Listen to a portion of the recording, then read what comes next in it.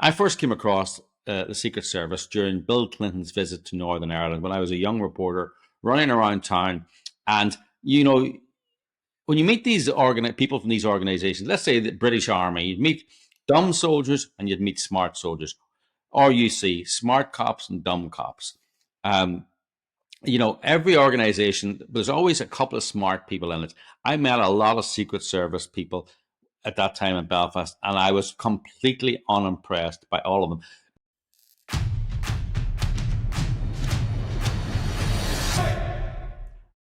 Hello, and welcome to the Anna Film Scoop. I'm Anne McElhenney. Long time no see. Very long time no see. I don't know how long it's been, but weeks and weeks and I weeks. know, but everyone's missed us terribly. But we've been kind of out of it. I'm assuming nothing's really happened in the past few weeks. No, nothing.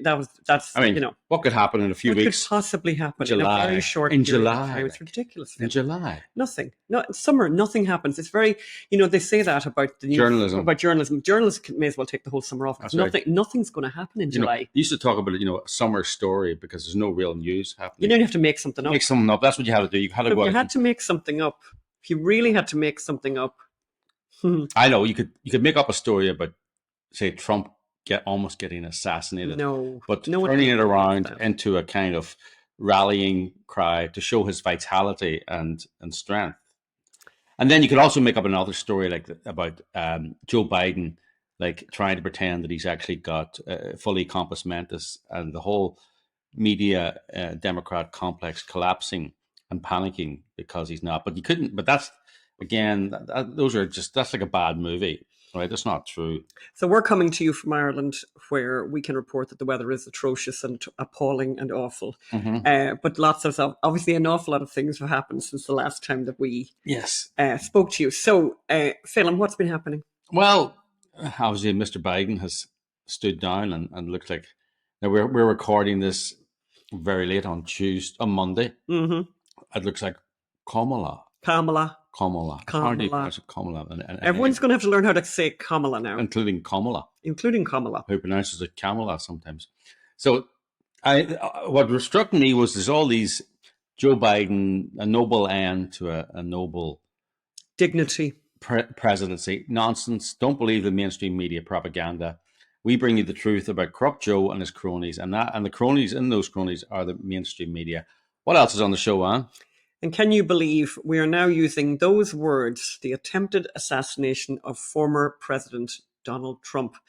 Obviously, this has grown a huge, almost an industry of conspiracy theories, by the way, at this point. Particularly about the Secret Service. Yeah. We're going to bring you the story that you won't see anywhere else that tells you the truth about the Secret Service, and it's not what you think. And we're also going to remind you who set this assassination up. So okay, and the election, now that it's going to be basically election all the time from now on. And interestingly enough, and importantly, the issue that is going to be talked about an enormous amount is going to be abortion. And of course, the one thing that journalists won't tell you about is actually abortion, but we will. Yes, because Kamala is apparently a sterling voice for abortion rights. Who would have known? Yes. Apparently, this is what we've been told now that she's been. She's fantastic for women's rights. Hopefully, she'll do a good job defending abortion rights as she had defending the border. Indeed. And October 7th, how could we forget? Yes, we're going to talk about that. Our New York City run is finished. We're working on making sure it gets everywhere, especially those who need to hear it. So you'll hear about I wouldn't call them plans, yes, but we're definitely making progress to try and get this to the people who needs to see it. So we'll tell you a little bit about that. And another day, another doomsday prediction. It's funny. So that we're actually in Ireland, and we're now being, the what did they call it? The national broadcaster, the Irish national broadcaster, paid for by Irish taxpayers, RTE. Who is now in cahoots and have admitted to being in cahoots with the climate the climate hysterical industry. Mm-hmm. And while everyone normal in Ireland is speaking about how appalling the summer is, how the weather is the worst ever, mm-hmm. we're being gaslit by headlines from the national broadcaster about the impending doom. And it made us think about all of the impending dooms. So we're going to bring you a little bit of a reminder of... I walked down memory lane at the climate dooms and the environmental dooms that you remember so well. From the experts. But enough about doom. We need to address the craziest month in American politics. Biden's ended his campaign, as you predicted. I did. And Anne predicted this months ago, and then when after the debate, Anne said he's going to go, and I said, no, Jill will be dragged out of there with her white knuckles. Yeah, and looks like she has been. I think the Democrats are very clever; they're very ruthless, and there was this plan of you announce it there, and I'll announce it 2 hours later, and this person will announce it too. Yes. So it looks like it's a cumulative, as opposed to a planned out. And it's planned by Obama, planned by Pelosi to get their people in. But actually, very interesting, Biden ended up screwing them. Yes. He may be dothery, but, when he holds a grudge. He's good at holding a grudge. And he definitely, I feel like he really, it was almost a master stroke, by the way, to really, the last thing that he could do with the political power that he has, and I mean political as in the Democrat political power that he has, was to screw with the Obamas and Nancy. To ruin Nancy and all the rest. Oh, of course, how could I forget Nancy, whose nephew is Gavin Newsom, and who obviously she would have had her sights set on him getting the nomination. Now, it's not all over yet, but Biden basically coronating, saying that he would really like to see Kamala be the one, has really screwed up with things, because the problem is it wouldn't be so bad except for that she is BIPOC. Did I say that right, Philip? Is she BIPOC? I thought she was half Jamaican. No? BIPOC. She's a person of color. Maybe I said it wrong. Yeah, sure. She's a person of color. She's a POC. Oh, that's it. She's sorry. So BIPOC stands for Black, Indigenous. Oh, okay, I got that. Person of color, or maybe biracial, indigenous. You see, there's so many of these acronyms now; it becomes very, very confusing. I think we need to spell something out. So people are going, why would Biden want to screw with Obama? Obama made him vice president. Well, Biden made him vice president. Obama made him vice president, but there was no love lost between them, ever. And don't forget, Obama persuaded Joe to sit at home with his grief and not to run in 2016 because he wanted Hillary to run. And, Biden, it was spun as Obama in a kindly gesture, told him to spend more time with his family. Obama said, look, I'm going to support Hillary. You won't have a chance. Drop out. So he never liked that. And then basically, if you listen to the podcasts I listen to, like Pod Save America and those ones, which are former Obama staffers. Obama bros. The Obama bros. And I listen to those so you don't have to. They have basically been progressively, and I mean that in every sense of the word, undermining Biden since the beginning. And as this has been going on and on, they've been leading the charge. And they're really, Obama's pulling the strings there, and out of their mouths comes his thoughts.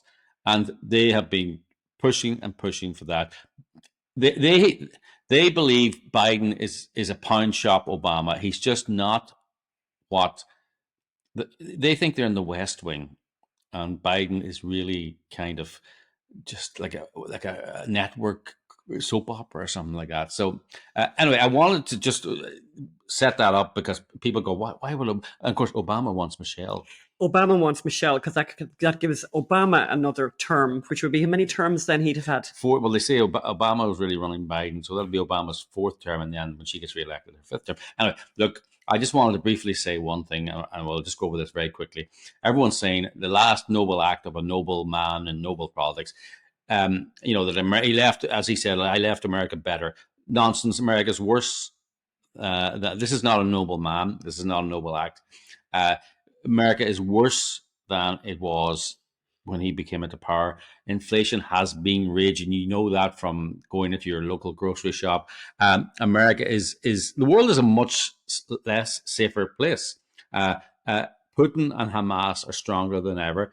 China is now licking its lips about Taiwan, and all because they've got a weak. And Iran is basically organizing Hezbollah and Hamas. So all these bad actors are stronger than ever because there was a weakling in the White House. Well, and you all know his family's corrupt. The corruption goes all the way to the top. Hunter's laptop. He was the big guy getting the 10%, according to Hunter's emails. And by the way, that laptop was the FBI at Hunter's trial said the laptop was 100% genuine. And don't forget what I always talk about, which is that this noble man, dignified man, family man, bringing back decency, and all the words. Devout Catholic. It's worth, and of course, he's a devout Catholic. And it's worth looking at the letter, particularly the letter, by the way, that Obama wrote, yesterday or whatever day it was after the announcement, after the shock announcement. And Obama going on about what a decent man, what a family man, what a great man, what a kind man, what a good man. No, this is really, really not a good man. And the easiest way to prove that, and it's incredibly simple, is that he is the most powerful person on the planet Earth. And he goes to the child, a little child. And by ghosted, I mean, he is blanking on the fact that he has a grandchild, Navy Roberts, that he knows very well about, and that he has basically refused to acknowledge, refused to name her, to say her name, to invite her to the inauguration or anything else. This is Hunter's child by the stripper, Navy Roberts. I mean, it's incredible to do that. Basically, that'll tell you everything you ever need to know about Hunter, about Joe Biden. That grandchild's getting old now and going to school, and she's going to be told, "You're the granddaughter of the president of the United States, and he never talked about you once." He had 8 little stockings at the fireplace, and it's almost gratuitous for all his grandchildren. It's almost gratuitous, by the way, his cruelty, because on many, many, many, many, many occasions he has said that he speaks to his grandchildren every day. Many, many times he said that.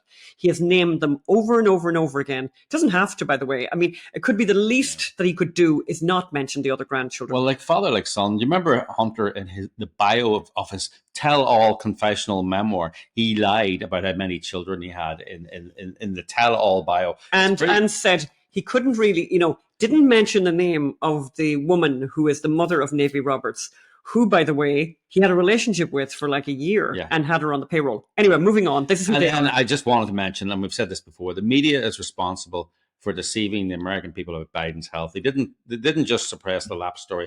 He spent his entire presidency downplaying his obvious health issues. Yes. You can't follow the president around all day and be the smartest guys in Washington and not notice that he's not all there. You can't. The mainstream media felt it was more important that this blue puppet in the White House rather than a functioning president. Don't forget, just a week before the disastrous debate, disastrous for him, not for America, they were calling videos of Biden falling and getting lost and just looking confused. They called them cheap fakes, and they claimed all the footage of Biden acting old and senile was fake or deceptive. Don't believe your lying eyes. So goodbye and good riddance to Biden. Kamala. Well, who knows who's going to end up being the Democratic nominee. But for right now, all the eyes are on Kamala. And for the first time, she can say that those lines that she has enjoyed saying so very, very many times. But for now, she can really, really, really say that she is unburdened by what has been. Yes. She really is very unburdened by what has been. Yes. And in fact, if anything, she must be floating on air because she has been named the presumptive nominee, even though it hasn't happened yet. This is going to be very, very interesting times. But talking of interesting times, honestly, this attempt to assassinate President Trump was extremely shocking. I actually think we're kind of suffering from some form of PTSD since it happened, because it's really hard to believe this happened. It's shocking. And when you look at the details of what happened, how it happened, where the Secret Service were not, etc., it is unbelievable. And the fact that today, Monday, and I don't expect anything dramatic to happen in the next couple of days, but the head of the Secret Service is still in her job. Yes, yeah. I just want to go back before the assassination, assassination attempt film. Assassination attempt. So we have a Substack now called stories.io. There's going to be a link to it in the story notes. Substack, Phelan McAleer and Anne McElhinney. Just Google that. In 2017, we wanted, and we were going to do an art exhibition called the assassination of Donald J. Trump made glorious by CNN, Hollywood, and the mainstream media. Digest that. In 2017, there were so many examples of celebrities and media personalities threatening violence or encouraging the murder of the sitting president of the United States that there was enough. I felt there was enough there for an art exhibition of the said threats. Yes. And I mean, obviously, there's the Kathy Griffin decapitated Trump, but don't forget Madonna. She said she thought a lot about blowing up the White House. Then don't forget the New York Public Theater. They did Julius Caesar, which depicted Julius Caesar as Donald Trump, who was stabbed to death. That was sponsored by Time Warner. New York Magazine, Time Warner, and CNN, right? Yeah, well, Time Warner is the parent company. It was then the parent company of CNN. And that wasn't all of them. Oh, Marilyn Manson, Snoop Dogg, they were celebrating killing Trump in 2 separate videos. There was literally, and then of course dozens of examples. Yeah, I mean, the mainstream media. Trump was Hitler. He was dictator. He was a threat to democracy. So just remember, describing someone as a dictator or Hitler is so close. It's basically saying it's acceptable to assassinate them. Who wouldn't support the assassination of Hitler? It's, there's always this thing. If you went back in time, what time would you go and what would you do? And people go, I would go back and assassinate Hitler before he got to power. So, but hey, Secret Service, they're there. Fabulous. They're there. With such confidence. Can I just say, I've said this before. I first came across the Secret Service during Bill Clinton's visit to Northern Ireland when I was a young reporter running around town. And, when you meet these people from these organizations, let's say the British Army, you'd meet dumb soldiers and you'd meet smart soldiers. Or you see smart cops and dumb cops. Every organization, there's always a couple of smart people in it. I met a lot of Secret Service people at that time in Belfast, and I was completely unimpressed by all of them. I mean, Clinton's political advanced team, even some of the White House correspondents, or some of them were reasonably impressive. But I met so many people from the Secret Service, and I'm going, my God, you're dumber than a bunch of rocks. So they're not that bright. Forget all about this. They're so smart and all that. But I just want to go over the history, and you can read this in more detail in the Substack, which we'll put the link to in the show notes. Don't forget, after JFK was assassinated, you think, you'd think they'd have really cleaned house. Yes, but instead they decided not to give a Secret Service cover to his brother Robert, who was running for president. He was assassinated. 4 years later, Alabama Governor George Wallace, running for the Democratic nomination, was shot and paralyzed. Then in 1975, President Gerald Ford was almost killed twice in 3 weeks. Twice in 3 weeks. In Sacramento, Lynn Fromm, who was a Manson acolyte, she got in within 2 feet of Ford and didn't load the gun correctly. That's the only reason. That's the only reason he survived. Then a couple of weeks later, San Francisco radical Sarah Jane Moore fired him, missing his head by 5 inches. She'd already been questioned by the FBI, but everyone had cleared her because she was just her affiliation. Yeah, she was just a leftist. Then don't forget, moving swiftly on, 1981, Reagan shot and almost killed when Hinckley got within 15 feet of him. And then, sorry for laughing, in 9/11, they were trying to get Dick Cheney to safety to the safe room. And they arrived at the safe room, and everyone couldn't find the key. Everyone's going, "Where's the key?" You're all standing outside. You have the key. No, have you not got the key? Somebody must have the key. So then he's crouching outside the safe room. Yes, and then U.S. News and World Report, I just came across this article. They published a piece about debauchery in the Secret Service, with Secret Service agents smuggling drugs, and then one of them having sex with a 15-year-old. 2009, a couple of aspiring reality TV stars crashed a state dinner. And met Obama. By simply and all they did was walked in. They just walked in. Looked apart. 2014, 2017, 2 men scaled the White House fence. Actually, there was a line in that one which he got here, and he was missed by that person and missed by that person. There was a bush in the way, and so they couldn't shoot him. He got in and he was tackled. But because of the disparity in weight between him and the agent who tackled him, he was able to overpower her. Mm-hmm. Oh, here we go. That sounds rather familiar territory. And then in 2017, agents took selfies of Trump's sleeping grandson, or took photographs. I mean, kind of creepy, but stupid as well. It's a miracle Trump survived this incompetence. But then, of course, sprinkle this incompetence with a new unhealthy serving of DEI, and don't forget what she said. Here's what she said last year, right? Kimberly Cheadle. I am very conscious, as I sit in this chair now, of making sure that we need to attract diverse candidates and ensure that we are developing and giving opportunities to everybody. Doesn't matter what shape they are, doesn't matter. I'm saying that, by the way, giving opportunities to everybody in our workforce, and particularly women. And of course, we did notice, by the way, I mean, I don't think anyone didn't notice the number of women who were in that detail. Yes. When there was this, by the way, attempted assassination of the former president. And by the way, the picture of the woman, the rather overweight she may have been wearing a bulletproof vest, but her efforts to try to holster the gun, it's almost, I don't know what the word for that is, but it's comical. It looked like it's like she's never been trained. Oh, it was unbelievable. I mean, it's like, honestly, like she's never been trained. By the way, what are women doing with someone who has credibly been accused of rape? That's right, absolutely, yeah. Yes. Anyway, so I know lots of people think there was a conspiracy by the Secret Service, and I know it looks like a conspiracy because no one could be that incompetent, could they? But we're here to tell you, yes, they can, and yes, they could, and yes, they were that incompetent. Maybe something else will come out, but I think it was just incompetence with a bit of DEI. So abortion is going to be, I'm just going to segue into more about the election, basically, because abortion is going to be very, very, very front and center. The Democrats are still reeling from the fact that Roe v. Wade was overturned. No one even, and by the way, I think Republicans were very much caught on the back foot on that. They were prepared for everything but success. Yes. So once they succeeded with Roe v. Wade, there was no plan. There was no plan in place what to do next.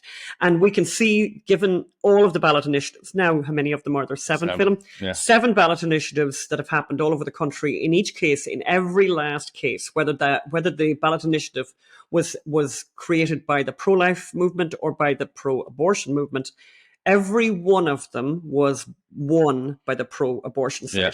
So, I mean, as you say, Republicans are running away from this issue. The word abortion, the word abortion was not uttered in any speech at the Republican National Convention. I remember in the run-up to the ending of Roe versus Wade, I think it was Richard Vigru, but I could check, doing an interview on the podcast stating that the ending of Roe versus Wade would be maybe a bigger challenge for Republicans rather than Democrats, because it was very easy for them to be pro-life, to say they're pro-life when there's no, I think they can also say, well, there's no point in us introducing pro-life legislation as it would be struck down by the Supreme Court. Now they don't have that excuse, and we will see which of them are truly pro-life. Now, there is an argument for incremental bans that gradually push back times and access, the tactical approach. But as long as they are clear that that's a beginning, not an end, it's a moral conundrum. Do you allow abortion to go ahead? If you have the power to ban it, do you allow it to go ahead so as not to provoke an initiative for this election cycle, or to just get people used to restrictions? Well, I think the reason why in every one of these ballot initiative cases, it's become a thing where basically the pro-abortion side have won, and what they've pushed for is no limits on abortion. Basically, that's basically the platform now, is no limits, abortion up to 9 months. And the real reason for doing that, I think the real reason for doing that is you do not want to start putting limits, because once you put limits in, say, 22 weeks or 20 or 14, if you put a limit, it immediately starts focusing the mind on, what happens at 15 weeks? What happens the day after the 14 weeks? And it focuses the mind on the baby. The minute you bring in a limit, and so the Democrats they're better at this. They're just better at politics anyway. They're always better at politics. It's a very good idea. No limits. It sort of sounds okay. It kind of, don't limit a woman and they're going to die. And it's all this very dramatic language. It's all complete nonsense, by the way.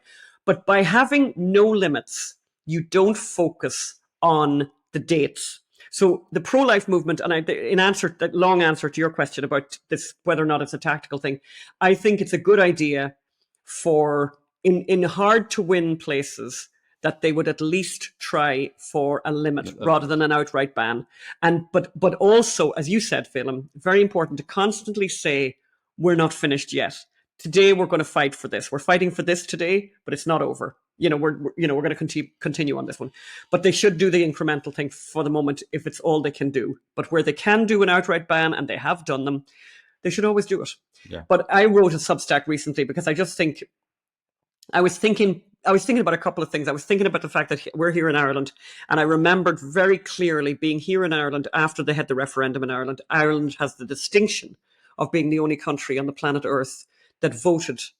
The people voted in a popular vote. The people voted overwhelmingly. They voted for abortion in this country. And I remember afterwards being at a party, and a birthday party, a friend's birthday party, and meeting. Her friends were people I hadn't met before, and a woman saying, she was so delighted. She was so happy. And she was kind of gleeful. She was so excited. She was like clinking glasses. Isn't it great? We've got abortion in Ireland now. I said to her, God, it's a funny thing to, it's weird, like to have that particular, I could imagine a kind of a sober, isn't it very good? Whatever, women's, whatever. But no, this was all like real party stuff, like laughing and opening champagne bottles. And I said to her, the one thing that I thought was missing from the debate in Ireland, and there was a big debate in Ireland, was a description of abortion. They didn't do that. And her answer, this is what I said in my Substack, her answer, which could only have been given by somebody with an advanced education, her answer was, why would we need that? I think we do need that. I think we need that. And so what it made me think about recently, and it's just a detail, and I'm going to do a series of these, and I'm going to do them in Substacks, but I'm also going to bring them to you, is little details about abortion that maybe you don't know and that are important for people to focus on, because maybe when you think about it, and maybe if you share this story with somebody, it might change their mind. So when we were going through the photographs at Gosnell's clinic, and there were a lot of photographs taken by the crime scene investigators, there was this photograph. You're going to see it there up there, and it's it's all very dirty and messy and all that kind of thing. But the thing that have caught my eye way back then was those two sieves. So they look like sieves. If you can see them, they look like sieves that you'd have like in a kitchen. You could use them for making bread or whatever. Like they're like domestic kitchen looking appliances. And I was at the time really curious, like, what are they? What's that about? Like, I really didn't have an idea of what it was. I was thinking, because by the way, himself, Gosnell was, he had the peanut butter and Jello sandwiches in the same place that he also fancied himself dead bodies, didn't he? And he had a whole thing about cooking and stuff. Anyway, I asked somebody who knew. I asked somebody who had worked at an abortion clinic to explain it to me, and she said, so in those when they'll do those vacuum abortions, which are most of the medical abortions are done that way, that vacuum thing. And we're going to talk about this more over the time, but I just want to focus on one tiny detail. So they vacuum, and then obviously there's a whole bunch of stuff comes out, according to the websites by Planned Parenthood, and they call it products of conception. And they've other kind of these kind of euphemistic terms. So what happens then is someone, and usually it'll be somebody like a functionary, like somebody quite low down, a minimum wage person, not necessarily a nurse who's been paid paid the big bucks. So some kind of functionary. The contents need to be then sieved. They're put through the sieve. And the reason for putting them through the sieve is to go through them and to reconstruct the baby. So you've got all the bits. So they look for a little arm and little legs and find the two legs and the two arms and the head, torso, all of that, put it together to make sure all the bits are out. Because if a bit's left behind, it'll become infected and could cause sepsis and could kill somebody. So it's kind of extraordinary. And the reason they don't talk about this kind of thing, the reason we don't hear about this is the moment you start saying that, you start talking about little hands. And what has a little hand? Only a human being has a little hand. But I thought it was a clump of cells. Huh? Yeah, well, The Guardian certainly a few years ago tried to push that story, and in fact had a series of photographs, really, really dishonest photographs, not showing actually a little person. And actually, a little person is visible very, very early on. So I just thought I'd bring that small little detail. And we're going to do more of this as we go forward, because I think it's important. And it's the kind of thing that you could share with somebody, maybe, particularly the clump of cells people. Yeah, and actually, what a job, though. No, what a job. And that's something I've always thought about. And particularly, in a very busy practice, if there's a very busy abortion clinic, you can easily imagine that somebody would be doing that almost full time as their job. And what does that do to a person? What does that do to a person who does that every day? Sifting through the remains of a tiny innocent human being, Yeah. reassemble them to make sure that they've all just been killed properly. Yes. You know? Yeah. Yeah. By the way, you can sign up for our Substack at this address below. And in fact, do, because you should read that full Substack, because in it I actually have a quote. Funny, I don't have it in the notes here today, but there's a quote there from a pro-abortion journalist who was asked by Harper's Magazine to witness an abortion and to describe it. Yeah. And I won't read it now, but honestly, go to the Substack and read it, because it's worth reading what he said and what effect he had when he saw what they put through the sieve. So we're in Ireland for a little while, and we haven't stopped working to try and keep the truth of October 7th alive, what happened on October 7th in Israel. And in fact, Ireland is perhaps the place where the truth about Israel is needed most. Ireland, I always said Ireland's like a university campus, the politics in Ireland. Yeah. By the way, they're very similar to a university campus. And so Ireland is incredibly, whatever you want to call it, anti-Semitic, anti-Zionist, anti-Jewish, anti-Israeli. We've had very, very prominent Jewish people who live here tell us it's the worst place in Europe to be a Jew. So we really want to take our play around the United States. Oh, I'm sorry. I want to apologize for looking at my phone, because as Phelan was talking there, I wanted to also mention lots and lots of people have written to us, by the way, who saw the play. Mm-hmm. And we have gotten amazing correspondence from people. Yes. And we're really, really... It's meant an awful lot to us. The people who saw the play have written and told us what it meant to them.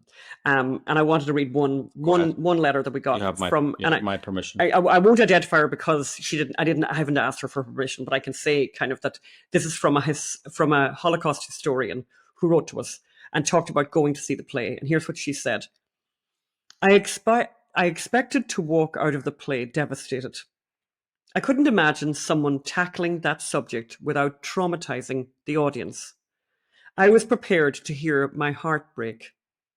Then something remarkable happened. I walked out of the play filled with hope for humanity. I listened to terrible stories, yet the way those stories were presented showed me the strength, resilience, heroics, and hope for humanity.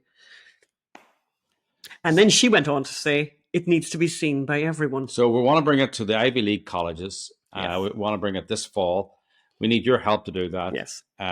Please give what you can. Give what you can. Make a donation at October7theplay.com. Funny, when we have appealed, we've had a great response. If you're thinking about responding, if you're thinking about donating, please do, because this is important. This is really important. This is really important. I mean, we haven't, maybe I mentioned it on a previous podcast, but, we had Hirsch Goldberg, who's the 23-year-old boy, he had his arm blown off in the initial attack on October 7th and remains a hostage in Gaza. And, we were every day of the show, we would talk to people in the line as they were walking in, because we were kind of like, how did you find out? Everything. And we said to people, look, we'll answer questions afterwards. We'll meet you in the line when you come out. So we would meet people afterwards. And as I was talking to people in the line, this woman said, I saw a woman saying to another woman, you should tell her. And I said, you should tell me what? And then she said, this is Hirsch Goldberg's aunt. So then we introduced her on stage. At the end, we said, we want to just say that we want to recognize that Hirsch Goldberg, some of his family are here today. And it's very meaningful. And they said, they and others said that they were very grateful for being seen and having their story told. So we want, as Phelan said, we want to bring it everywhere. Well, Alan Dershowitz also was at the show. Yeah. And he said it's critical that this play is seen by as many people as possible. And it's critical it's seen in Harvard.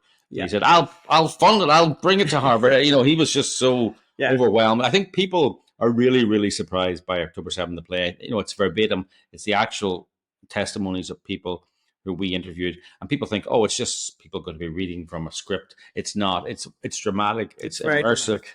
It's interesting. There's humor. These people are Jewish people, so obviously there's humor in it. We had two of the people represented on stage came to the show in New York, and we presented them on stage. Shani, who is this, oh my God, such a wonderful, wonderful person. And her mother, I think I read that before in a previous podcast. Her mother wrote the most amazing message I think I've ever received.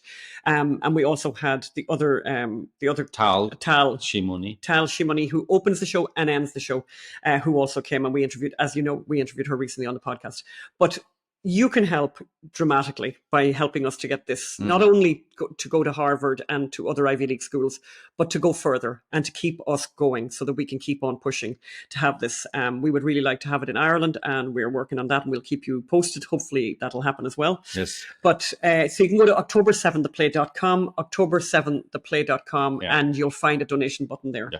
So we just want to end quickly on a little... On a kind of funny note, yes. Yeah, from that, from the despair from the actual doom and gloom to fake doom and gloom. Yes. So we're in Ireland, but the weather is dismal. And just before you keep going, Philip, we're going to show you a little bit of video of just how dismal it is here. This is summer. This is us. I was in the car yesterday, and I said, I'm going to film this. Phil's driving the car. Look at the state of the situation. Really unbelievable. Just horrific, right? And it's almost like the national broadcaster, RTE, are trying to gaslight people, because as the weather, and everyone you talk to in Ireland is saying, oh my God, it's the worst summer of all time. It's just terrible. The weather's terrible. The national broadcaster is literally gaslighting people by running headlines like, why Ireland can expect to see more extreme future heat waves. Well, like they ran that, and they underlined that. Wouldn't Ireland be a great country if we had heat waves? We would be made up. By the way, Irish heat waves are fabulous, but they're also they're not like heat waves you people have in America. Like in Ireland, the temperature never gets above 90. Does it even get above 80? Oh God, never. No. But if you know, but by the way, like we've had some, there's been the odd. I want to check. Hold on. There has been the odd heat wave. But hold on, what's a heat wave here? And so I love the fact as well, by the way, just as you're saying that, film, I love the fact that there won't be a definition of what a heat wave is, by the way. In the same way that there isn't a definition of drought, so that California can be in drought continuously, despite the fact that it rains all the time in the winter. So let's say Ireland, I think the top temperature in Ireland was something like 33. That was the record. I think that was it, which is 91 Fahrenheit. So that is that is the hottest it's ever been in Ireland. The world comes to a complete standstill. Like that's a bad winter in Greece. It's a bad winter in that's a bad. Slightly exaggerated. Okay, it's a bad winter in Arizona. I mean, look. Okay, I'm joking. Very, very much exaggerated. But I want to go back to this headline. So why Ireland can expect to see more extreme future heat waves. They're running that while the outdoor temperature here is like in the 50s and early 60s most of the time, and every decade, and just there's so many of this film, right, Phil? Yeah. And then, then literally this last week, the Minister for the Environment, who has just resigned, whatever, but he just gave a speech at a summer school here, and he's after saying humanity, this is the headline they had in front of us here in Ireland, humanity has just 5 years to prevent irreversible climate damage, warns Ryan. And the minute I heard that, I said to Phelim, oh my God, we've heard this before. We've heard the world is about to end before. So we thought we'd have a little look, right, at other predictions and how they've turned out. And here are some of them. And you know what? Let's go back to the father of the whole lot of them, Paul Ehrlich. Let's play a little montage now, right? Play a little montage, and then we'll talk about it afterwards. Look at what the year 2000 will be. Our cities are going to be choked with people. They're going to be choked with traffic. They're going to be choked with crime. They're going to be choked with pollution. And they will be impossible places in which to live. I think that the part of it that is generational is that millennials and people and Gen Z and all these folks that come after us are looking up, and we're like, the world is going to end in 12 years if we don't address climate change. And your biggest issue is your biggest issue is how are we going to pay for it? And this is the war. This is our World War II. I shouldn't be up here. I should be back in school on the other side of the ocean. Yet you all come to us young people for hope. How dare you? You have stolen my dreams and my childhood with your empty words, and yet I'm one of the lucky ones. People are suffering. People are dying. Entire ecosystems are collapsing. We are in the beginning of a mass extinction, and all you can talk about is money and fairy tales of eternal economic growth. How dare you? Climate change and biodiversity loss are no different. In fact, they pose an even greater existential threat, to the extent that we have to put ourselves on what might be called a warlike footing. Having myself had the opportunity of consulting many of you over these past 18 months, I know you all carry a heavy burden on your shoulders, and you do not need me to tell you that the eyes and hopes of the world are upon you, to act with all dispatch and decisively, because time has quite literally run out. So that was Paul Ehrlich, the father of environmental doom, AOC, of course, and Greta. Don't you love Greta? Oh, how dare you? How dare you? And Prince Charles. And Prince Charles. Oh, sorry. King Charles to you. He was Prince Charles back then.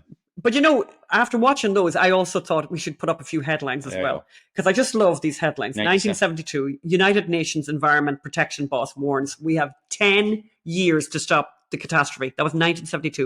1974, what does that one say? New ice age coming fast. Space satellites. Ooh. Like, I love that. Satellites. It's like, ooh, God, it's like lasers. Yeah. So, and then 1978, time, no end in sight to 30-year cooling trend. Oh, yeah. 1982, Tolba, head of the UN Environment Programme in the New York Times.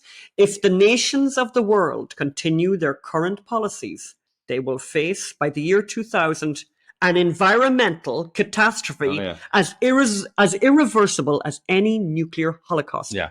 And then 1989, global disaster, nations wiped off the face of the earth, crop failures. I mean, it goes on. Let's put those headlines up. There is Bush being told climate change will destroy us in 2004. Climate 2007. If there's no action before 2012, it's too late. Well, we're screwed. We might as well. And King Charles, back in 2009, just 96 months left to save the world. Yes. Gordon Brown, we have fewer than 50 days. By the way, 50 days. Gordon Brown, and French Foreign Minister, 500 days to avoid climate chaos. Anyway, look, if the world survives, we will be back next week. Don't forget, sign up for the Substack. Don't forget to go. You can donate to October 7, the play. Please. .com. That's the most important thing you can do. Yeah, that's the most important thing you can do for us right now. Thank you. Thank you so much. Bye. Have a fabulous week. Yes, bye.